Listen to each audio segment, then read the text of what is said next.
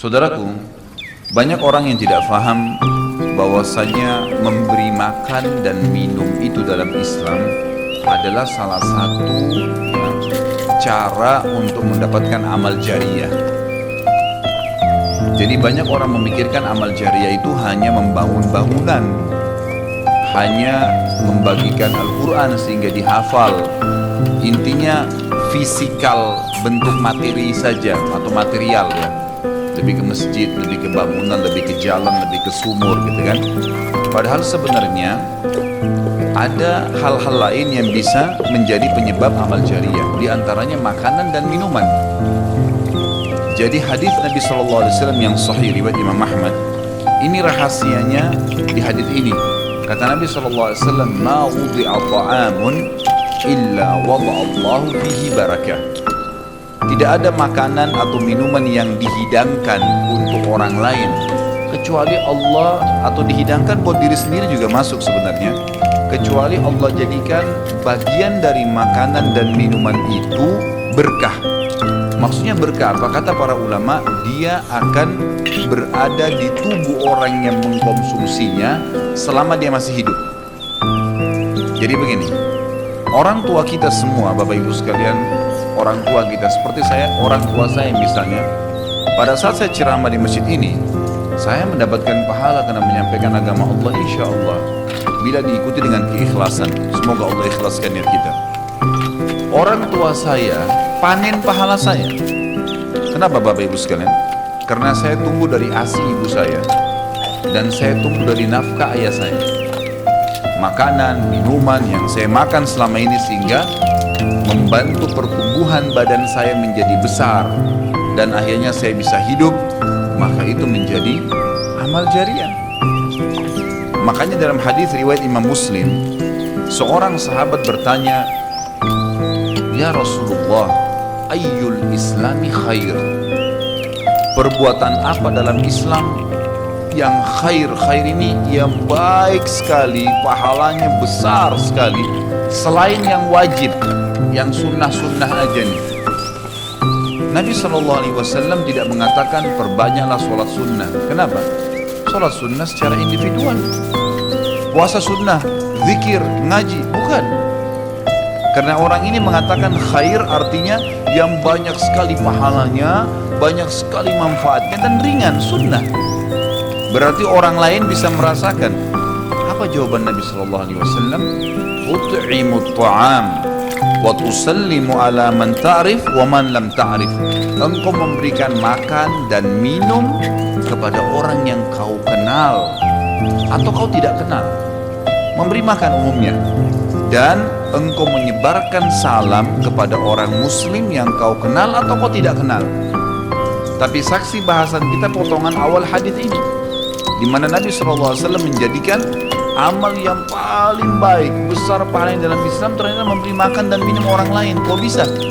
Bukankah dalam secara akal kita, kalau kita makan dan minum kan habis gitu kan? Ternyata yang dibuang oleh tubuh itu yang tidak dibutuhkan saja. Yang jadi, mohon maaf, air seni kita, air kencing dan buang air besar, jadi tinja, itu yang tidak dibutuhkan oleh tubuh, tapi yang dibutuhkan diambil, diserap gitu kan? Dia akan menjadi bagian daripada otot-otot, urat-urat yang memang membutuhkan ya pembaharuan, atau bahkan menjadi bagian daripada darah di tubuh kita, dan seterusnya. Tubuh kita terdiri dari 75% air, dan Allah SWT mengatakan dalam Al-Quran, "A'udzubillahi minasyaitonirrajim, wa ja'alna minal ma'i kulli syai'in hayy." Kami jadikan dengan air itu segala itu bisa hidup. Dan memang seperti itu. Manusia bisa hidup dalam sebulan tidak makan, tapi manusia nggak bisa hidup kalau sebulan nggak minum. Bukan sebulan, seminggu nggak minum. Makanya para sahabat, beberapa riwayat menyebutkan seperti Abi Dzar radhiyallahu anhu, beliau mengatakan waktu beliau datang ke Mekah untuk mencari tahu berita tentang Nabi SAW, saking khawatirnya kalau beliau mengaku mau cari Nabi, karena semua orang yang datang dari luar Mekah mencari Nabi Muhammad SAW waktu zaman di Mekah itu digebukin atau dipukul. Dia dari suku Ghifar, dia khawatir. Maka dia bilang, karena khawatir saya ditahu orang asing, saya juga kalau beli nanti retorika bahasa saya berbeda, maka saya minum air Zam-Zam. dan selama beberapa hari dia tinggal di Mekah itu 2 minggu cari Nabi SAW, 2 minggu minum zamzam nggak makan apa-apa dan bisa gitu kan minum air. Beberapa sahabat juga dalam riwayat Bukhari menjelaskan mereka pernah tinggal di Mekah selama sebulan tidak minum kecuali air zamzam, bisa hidup. Apalagi memang zamzam punya kelebihan ya. Zamzam itu kata Nabi SAW adalah makanan dan minuman yang menyehatkan dan mengenyangkan. Tapi intinya air gitu kan, intinya air. Fungsi air banyak sekali. Tadi kalau kita masuk makanan dan minuman dulu, memberikan makan dan minum dalam Islam ini sangat besar pahalanya, sebagaimana saya jelaskan, dan termasuk amal jariah. Di dalam Islam ada beberapa kegiatan yang kita disuruh untuk memberikan makan dan minum orang, seperti misalnya membuka puasakan orang lain dengan minum dan makan, dan dijanjikan pahala yang besar. Man fattara sha'iman kana lahu mithlu ajri min kana lahu mithlu ajri sha'imin min ghairi an yanqus min ajri sha'imin syai'a. Siapa yang membuka puasakan orang lain, maka dia akan dapat pahala orang itu tanpa dikurangi sedikit pun dari pahala orang yang buka puasa tadi. Dan Umar bin Khattab radhiyallahu anhu pernah memanen pahalanya satu kota Madinah di zaman khilafah beliau dengan air. Jadi zaman khilafah beliau di akhir hidupnya, atau maaf di akhir khilafahnya beliau sempat di akhir Ramadan juga, bukan di akhir khilafah, mohon maaf, di akhir Ramadan, dia salah satu tahun khilafahnya beliau sempat ingin membuka puasakan orang. Sudah mau habis Ramadan, ingin dapat pahala. Waktu itu beliau jadi khalifah, jadi raja. Diiklankanlah di Madinah. Ya, dia bilang pada pembantunya, gulamnya, tolong iklankan kalau saya akan buka puasakan orang. Ingin cari pahala, orang semua diiklankan. Amir Mu'min bin Khattab mengundang buka puasa. Orang-orang pada berbondong-bondong datang. Yang undang siapa? Raja. Yang orang bayangkan ini akan ada kambing bakar, yang akan ada ini, akan ada itu, macam-macam. Raja yang undang. Gitu kan.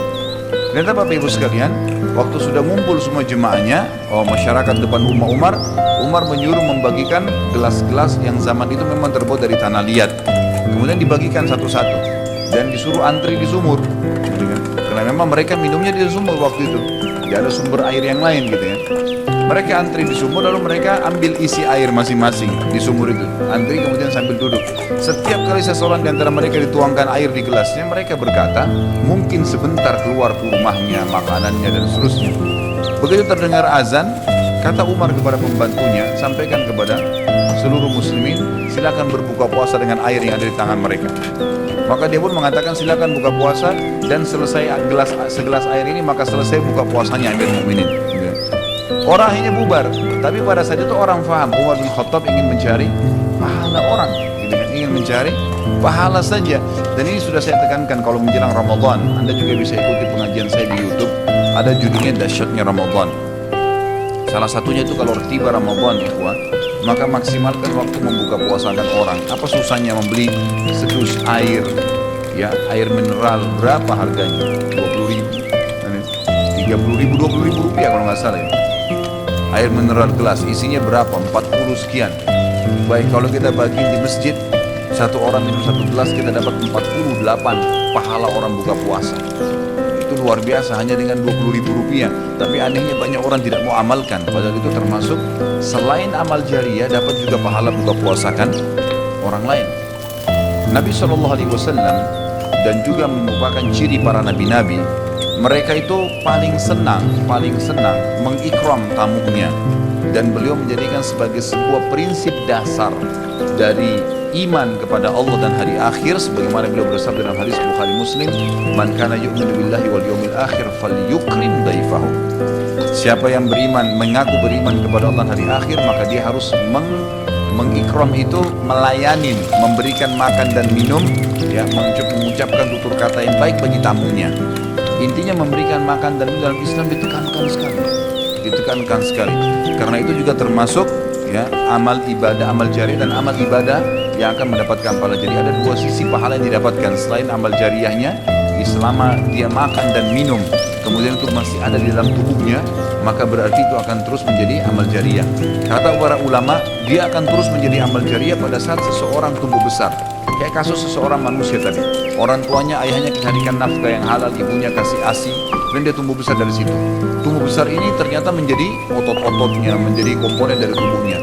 Kemudian dia menjadi besar, lalu dia menikah. dari komposisi tubuhnya tadi ternyata ada yang mengalir di sperma dia kepada anaknya, dan anaknya tumbuh besar juga dari situ, dan seterusnya. Jadi amal jariah selama masih ada manusia itu. Jadi seperti itu luar biasanya gitu. Di antaranya tadi saya bilang kita bisa mendapatkan pahala dengan buka puasakan orang. Yang kedua, mengikram orang. Mengikram ini memberikan, menyuguhkan sesuatu buat tamu. Termasuk ya, yang dianjurkan adalah sering-sering ya, mentraktir orang lain. Ada kultum saya itu. Subhanallah, saya isi salah satu pengajian di salah satu kantor di Sudirman ini. Sampai saya dibisikin, Ustaz, setelah saya nonton di YouTube ceramahnya Ustaz tentang traktir, ini teman-teman semua pada berebut nih, saling traktir-traktiran. Jadi nggak lagi nunggu temannya yang bayar, tapi dia yang bayar duluan. Ternyata itu amal jariah ya Ustaz ya. Oh iya, amal jariah. Karena gitu, memberikan makan orang. Bayangkan kalau dia makan dan minum dia kenyang, kemudian ada yang jelas pasti ya, makanan minuman yang dimakan dan diminum itu pasti ada bagian yang akan menjadi komposisi tubuhnya, nggak mungkin semua terbuang. Maka itu berarti akan jadi amal jariah. Apalagi kalau dasarnya yang kita berikan makan orang-orang yang bertakwa, orang soleh, luar biasa, makin kuat dia beribadah. Ciri Nabi Ibrahim alaihissalam, Nabi Ibrahim itu malah luar biasa ikramnya ya. Dia suka dengan tamu, sampai-sampai kalau dihidangkan makan, cirinya beliau nggak pernah makan sendiri. Pasti habis dihidangkan makan, dibuka pintu rumahnya, siapapun lewat dipanggil makan sama dia. Syekh bin Baz hafizahullah rahimahullah, beliau sudah meninggal. Salah satu muridnya menceritakan, beliau itu punya rumah. Rumahnya dia di belakang, di atas, di samping rumahnya itu ada sebuah tempat yang kosong, pakai AC, ya dilapangkan seperti masjid inilah. Setiap hari beliau menyiapkan makan siang dan makan malam untuk 600 orang. Setiap hari. Siang itu untuk 600 orang, malam untuk 600 orang. Jadi 1200 orang yang makan setiap hari. Atau 1200 porsi lah ya. Kalau orang yang sama makan siang dan makan malam. Sampai-sampai beliau bukan mengundang ya, nggak diundang orang. Jadi awal-awalnya saja diiklanin. Jadi kalau sudah tiba waktu makan siang, yang lagi nyapu jalanan mampir, yang lagi lewat mampir, yang muridnya mampir, yang kerabatnya mampir, pokoknya mampir 600 orang. Siang malam, tiap hari sampai belum meninggal. Itu bagaimana mereka mengikramnya. Kadang-kadang kita subhanallah, makanan kita taruh di kulkas sampai rusak, nggak mau dibagi kepada orang. Pelitnya luar biasa. Kalau buahnya lagi berbuah dibungkus, nggak mau dibagi ke orang lain. Padahal sebenarnya rahasia untuk menambah berkah sesuatu benda, rezeki kita, itu diinfakkan dulu. Kata Nabi SAW di dalam hadis Bukhari, Allah SWT berfirman, ya ibna Adam, anfik alaik, wahai anak Adam, infak dulu baru saya infakkan kepadamu. Artinya baru saya berikan, bukakan rezeki. Kita kalau mau otomatis ya, spontan, begitu dapat makanan, ada makanan terus langsung dibagi langsung pada saat itu. Nih, bagi sama teman misalnya, atau kita porsinya sebagian, atau kita beli bungkus yang lain. Ini saya beli satu bungkus makanan 10.000, beli satu bungkus yang lain khusus kasih fakir miskin, sebagai tanda syukur terhadap makanan tadi. Langsung diinfakkan. Itu spontanitas, tidak berhenti rezekinya.